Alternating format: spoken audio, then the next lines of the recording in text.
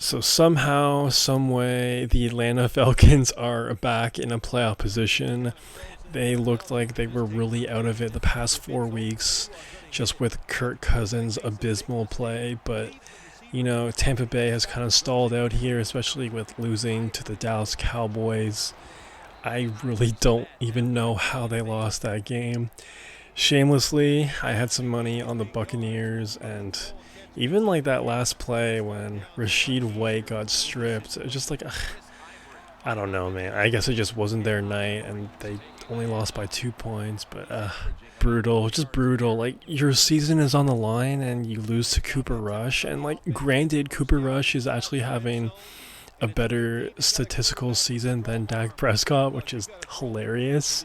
But still, man, like the Buccaneers destroyed the Chargers a week prior, and you're telling me the Cowboys are significantly better than the Chargers? And that's the thing about the NFL. That's why it's the ultimate sport. That's why it's so popular, and that's why it will never die. It's borderline unpredictable any given Sunday, man. It doesn't matter who or what or when the game is on.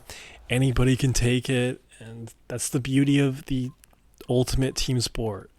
Everyone could have an impact, and you never know who is going to have an impact. So I guess fair play to the Cowboys, and to the Buccaneers. You blew it. You blew it really, really badly, because not only do you have the exact same record as the Atlanta Falcons, but you also dropped 2 games against them this year, so you don't own the tiebreaker. So therefore, the fate of them heading into the playoffs is out of their hands. If Atlanta wins out Michael Penix, then he's going to be a playoff QB in his rookie year, which is kind of crazy. Or Atlanta, Michael Penix had a pretty good debut in my opinion. That one interception was all on Kyle Pitts. I don't know, man. I don't get Kyle Pitts at all. His rookie year, I believe he broke the rookie tight end receiving yards record, or he came close to it. But every other year, he has just been a massive disappointment. Obviously, he's been the king of fantasy football letdowns. That dude is just an automatic bust. He's been a bust forever. And just, I don't know, like, he's super gifted, he's super talented. I don't know if it's an effort thing or an IQ thing. I'm not going to lie, I'm not sitting there every single Sunday really paying close attention to every Atlanta Falcons game like that. So, Falcons fans, talk to me a little bit. What is wrong with Kyle Pitts? What is his issue? But me personally, every time I tune in, he just is invisible, or he's doing stupid stuff like that when your rookie QB throws you a pretty good ball and you can't catch it. And that's the thing too. Michael Penix's first start, how many dropped balls did the Atlanta receivers have? I understand getting passes from a lefty is definitely a lot different than catching passes from a righty. It is an adjustment, so fair play to all the Atlanta pass catchers. It is an adjustment, so I don't blame them completely, but at the same time, man, like, come on. I don't know. Whatever. They got the win, and granted, it was against the New York Giants, and I know a lot of people on X and a lot of people online are saying, yeah, well, my grandma could have looked good against the Giants. And you know what, man? That may be true, but I don't care. He still passed for 200 yards. He looked pretty good out there. His arm looks good.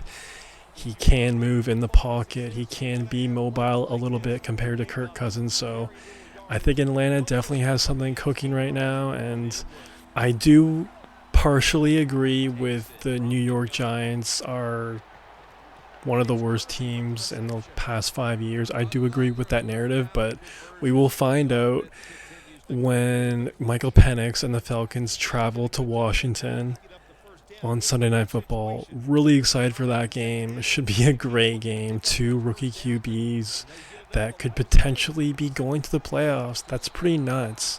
Off the top of my head, 3 rookie QBs are going to the playoffs this year? Bo Nix, Michael Penix, Jaden Daniels.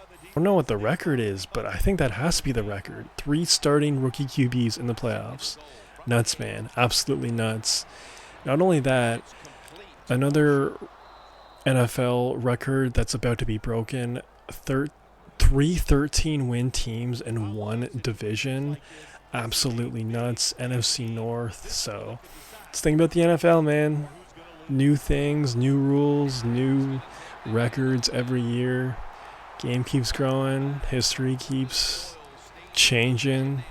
You gotta love it. You gotta love it. Evolution, baby.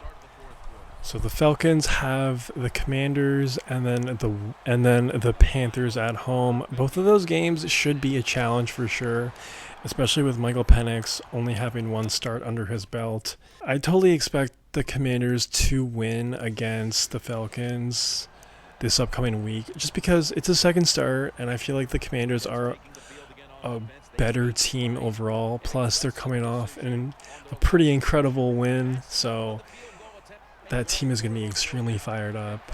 And even the Carolina Panthers, man, like, they killed the Arizona Cardinals playoffs hopes this past weekend, and they're definitely going to use that as whiteboard material in the final week of the season as well. They could potentially ruin the Atlanta Falcons playoff hopes as well.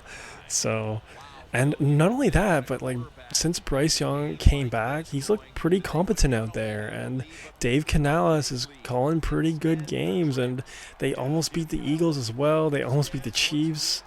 This team is no joke. I know their record definitely does not look pretty at first sight, but you really watch the tape, you go back, you look at the box scores, you do whatever you want to do. This team is competitive, man.